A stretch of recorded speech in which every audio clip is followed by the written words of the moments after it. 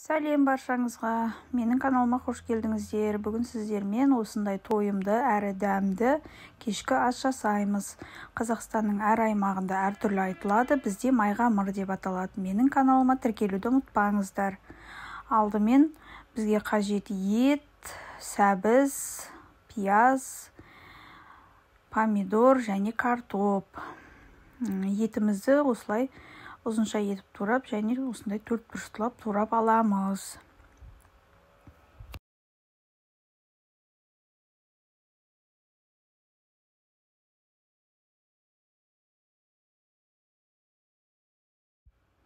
Етімізді турап болған соң, келесі пиязымызды турап аламыз. Майдалау етіп, қатты ірі емес етіп тураймыз.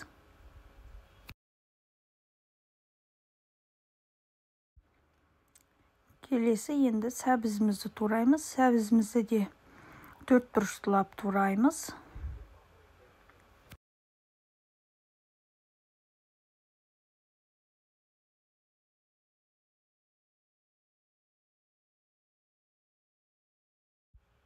Енді келесі помидорымызды турап аламыз. Оны сәл ірілеу етіп тураймыз.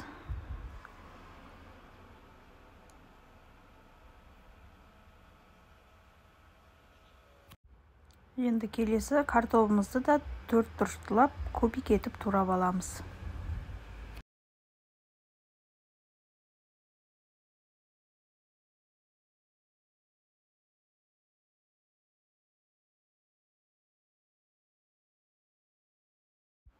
Барлығын турап болған соң, енді қамырымызды жасаймыз.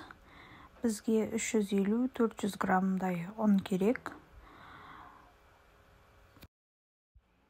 Ұнымызды салып болған соң, 2 шай қасық тұз саламыз. Және 2 жұмыртқа саламыз. Жылы суды құйып отырып, жақсылап жұмсақ қамыр илейміз. Тым жұмсақ емес, тым қатты емес, орташа етіп илейміз. Міне қамырымыз дайын болды. Жақсылап тағы да бір илеп, жарты сағатқа қойып қоямыз. Келесі қазанымызды отқа қойып, сұйық май құямыз. Және сұйық майымыз қызған соң, етімізді қуырамыз.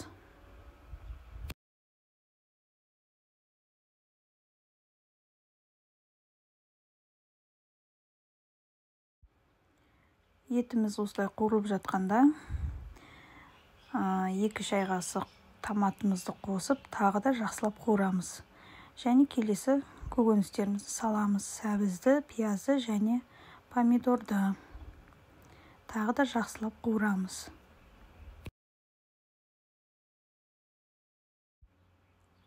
Міне осылай қуырылып, жақсы әдемі болған кезде, қара бұрыш, лавр жапырағын және тұз барлығын салып араластырып, тағы да бұқтырып қоямыз.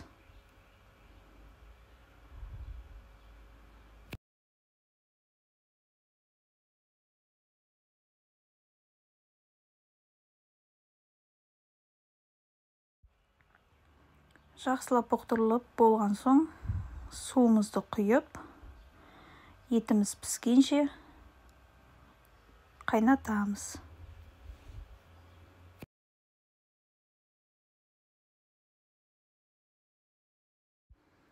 Міне 1 сағаттан аса қайнады. Енді картопымызды салып, тағы да жарты сағаттай қайнатамыз. Енді қамырын жаюға кірісеміз. Қамырымызды осылай томалақтап алып, жақсылап әдемілеп жаямыз. Жұқа етіп, кәдімгі бешбармақтың қамырын жайғандай етіп, жайып шығамыз. Міне қамырымыз дайын болды. Енді осыны кішкене ұзынша бөліктерге бөліп,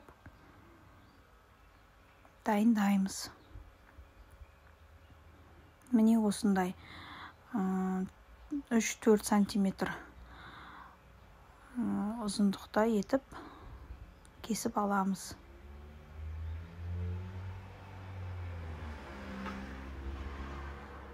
Енді отқа суымызды қойып, үстіне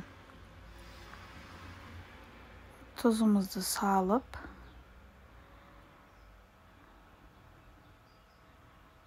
қайнағанын күтеміз. Міне суымыз қайнады. Енді қамырымызды салып, жақсылап қайнатып пісіріп аламыз.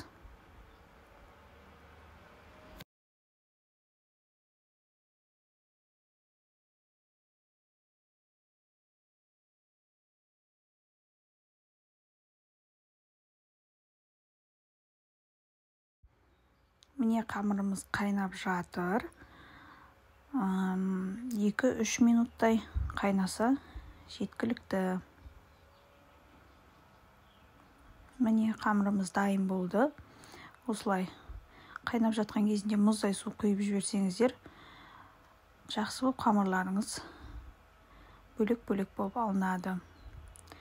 Енді міне қамырымыздың бетіне подливамыздағы сорпасынан құйып, осылай қамырымызға араластырамыз. Сол кезде қамыр өте дәмді болып шығады. Және бетіне енді осылай подливамызды саламыз.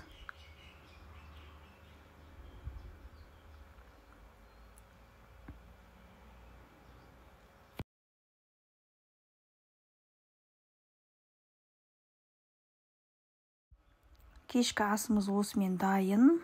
Бетіне мен әсемдік үшін көк пияз септім. Турап, сіздер де өздеріңіздің қалауларыңызша укроп, көк пияз сепсеңіздер болады. Ас болсын, жасап көріңіздер, өте дәмді, әрі оңай. Барлық семьяңыздағы адамдарға өте қатты ұнайды деп ойлаймын. Менің рецептерім ұнаса лайк басып, комментарий жазып кетіңіздер. Менің каналыма тіркелуді ұмытпаңыздар.